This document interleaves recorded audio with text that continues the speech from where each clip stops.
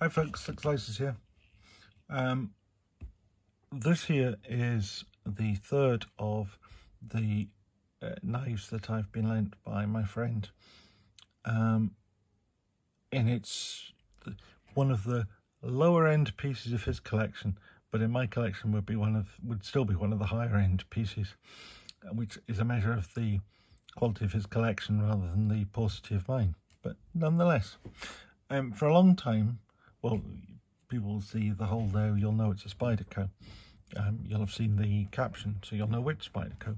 But nonetheless, for years, I always said I had one Spyderco and one Spyderco only, which was this little knife that I don't even know the name of, but it's a ladybug. But it's the ladybug, what would now be called a ladybug 1. But of course, I've had it since it was the ladybug. There was no ladybug 2 or 3. This was just the only ladybug there was. Now I have a modern version of the ladybug. I have a couple of dragonflies, and I have a couple of the slip joint knives as well, the Squeak and the Urban. Standard versions of both of those. But this here, oh sorry, my smartest Spyderco that I have is the Dragonfly Tattoo. I really like Dragonfly. It's a great little knife. If only locking knives weren't banned in the UK, this would be right up there with one of the knives I would like to carry. This or the lightweight Dragonfly. But this one is stainless steel, and it's VG10 steel made in Seki City. The one obviously that I'm showing you here today is it's called the Swayback, and this is different in almost every way. It has a spider hole. I think that's probably all it has. It doesn't have the leaf-shaped blade of a Spyderco. It doesn't have the plastic lightweight scales or the stainless steel of the original Spydercos. This is titanium.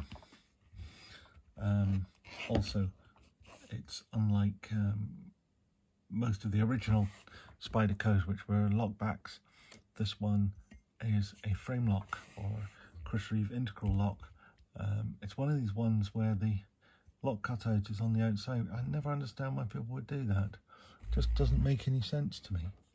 You know, Chris Reeve puts his cutout on the inside, which would makes for a smoother handle. But so this is different.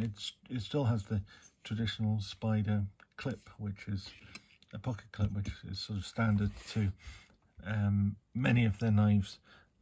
It's not the most elegant of things, but I suppose it's efficient and it works. And if I can't criticise the Rockstead's plain metal clips, I can hardly really criticise this.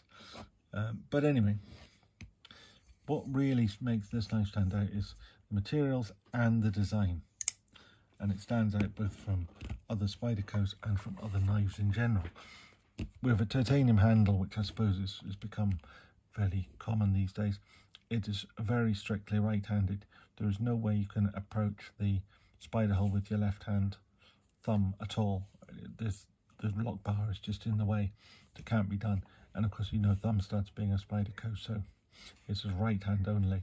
So although the pocket clip is reversible, which seems to me bizarre, because you can put the pocket clip on the other way and draw it out with your left hand, but you can't open it. You can't really open it two-handed. You can't even Spidey flick it, I don't think. Not that I could Spidey flick anything. Next thing is, of course, it's got a Wharncliffe shaped blade. Spyderco are known for their leaf-shaped blades in one way or another. There are variants on it, things, pelican blades and all sorts of stuff, but basically they make a leaf-shaped blade. So when you see one that is absolutely a Wharncliffe, then it's not even a hybrid Wharncliffe, it is a Wharncliffe. You've got an absolutely straight blade. You've got the point that just sort of curves until it gets tighter and tighter curve till you get to the very sharp catch my finger needle point blade, which incidentally has a sort of, so it's like a tumble over a stone wash sort of thing. Nice finish actually for a blade. It, you know, has a shiny quality feel about it, but it doesn't have the polished fingerprint magnet finish of many blades. It's got a nice little swedge on the back of it. It's easy enough to open with the Spidey hole, so you don't have to worry about nail nicks in swedges or anything like that. It's, you know, it's fine like that.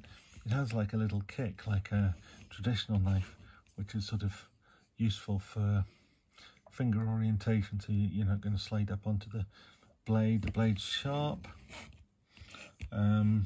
It's an open design, nothing particularly phenomenal there. It's sort of simple, straightforward, 2 standoffs, plus the pivot. And I take it it's got a hidden stop pin, because if it's not hidden, it's not got one, and I don't believe it could work without one, so it must be a hidden stop pin. And there is a steel lock insert, and that I think doubles as an over travel. Is that an over travel? Yes, it does. There's an over travel as well, so that's fine. Now, what makes this one stand out as a knife? I suppose that other than just the general design and shape, the fact that it has a Carpenter's CTP XHP steel, which is, it's one of those steels that's quite vaunted these days. Sometimes it's described as being a 440C but with proper hardness, or D2 but with proper corrosion resistance. It's a very tough steel which can have a hardness of up to 63 according to Carpenter, which gives it good wear resistance,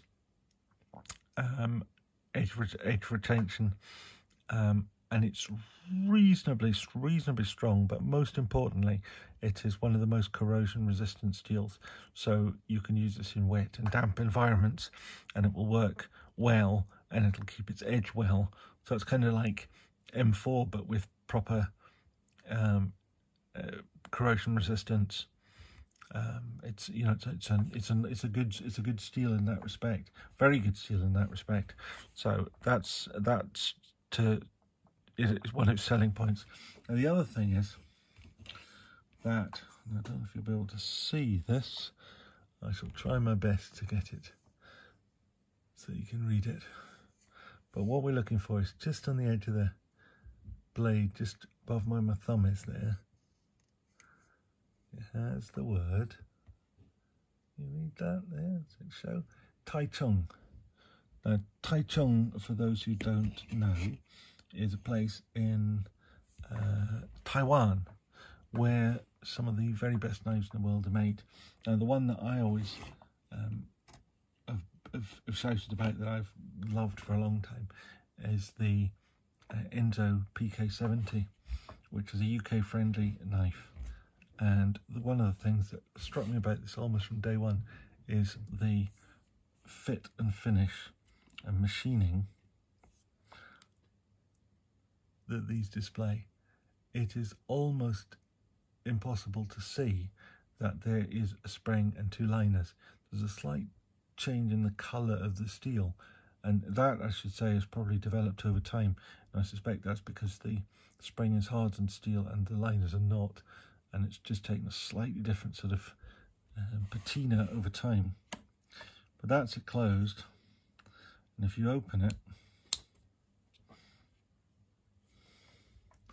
it is just as good open, and even the join between the blade and the spring is, of the 4 I've got, this is probably the most visible.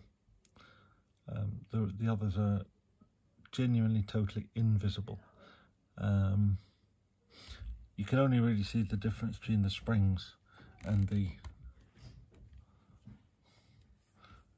spring and the liners when it's sort of broken like that. You can see it's pushing the spring out, and you can see the difference.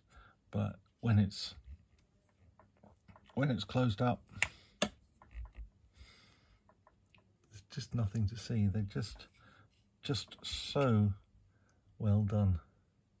Now that's Taichung. Taichung always makes a good knife, and they make some good knife. They've made some good Spydercos, and some of the best Spydercos come out of Taichung, and that's where this one comes from. So this is the Swayback design is a very traditional Sheffield knife, but this is bigger, much bigger than you would expect from a Sheffield knife. Just for sort of size comparison wise, I don't normally bother with sizes. A locking knife is not UK legal, so the size is irrelevant, but in this case you've got 3.5 inch cutting edge, 3 5/8, well, probably 3.5 inch blade length as well, and a handle length here of handle length 1, 2, 3, 4.5 inches, which is you know, probably an inch longer than a traditional Sheffield Swayback. So you know, this is a big chunky knife, but it's a work knife.